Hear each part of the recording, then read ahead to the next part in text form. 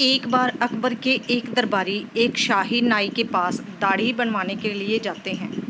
नाई दाढ़ी बना रहा होता है। उसी समय उसकी दुकान के बाहर एक लकड़ी वाला आता है जिसका नाम लादूराम था।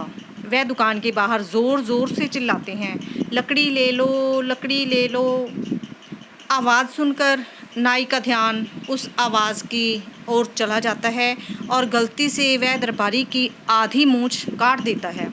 इससे दरबारी को बहुत गुस्सा होता है और नाई को दरबारी की पूरी मूंछें काटनी पड़ती हैं। नाई सोचता है कि लकड़ी वाले को सबक सिखाना ही पड़ेगा। वह बाहर जाता है और लादूराम से उसके गधे पर पड़ी सारी लकड़ियों का भाव पूछता है।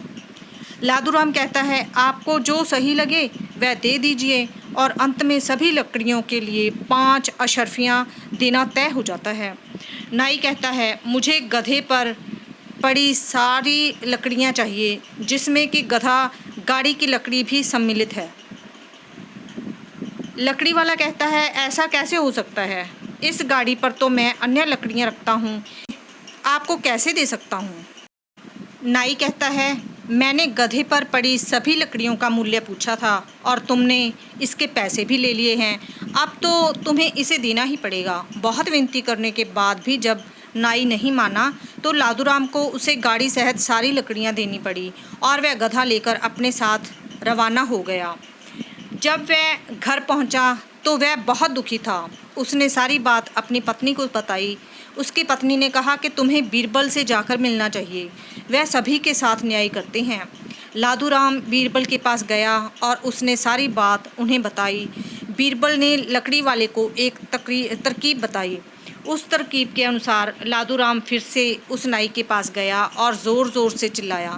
फिर से उसकी आवाज़ सुनकर नाई ने अकबर के दरबारी की आधी मूंछ काट दी और इस बार वह दरबारी और गुस्सा हो गया। नाई अपनी दुकान से बाहर आया और लकड़ी वाले से बोला, अब क्या लेने आए हो? लादूराम कहता है, मुझे अपने दोस्त की दाढ़ी आपसे बनवानी है। नाई कहता है, तुम कोई शहंशाह हो जो मैं तुम्हारी बात मानूं? लादूराम कहता है, मेरे मित्र की संगत बहुत ही अच्छी है।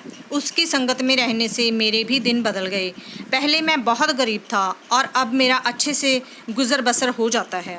यह बात सुनकर नाई भी लालच में आ गया और उसने बोला, ठीक है, मैं तुम्हारे मित्र की दाढ़ी बना दूंगा। और फिर लादूराम ने उसे पैसे भी दे दिए।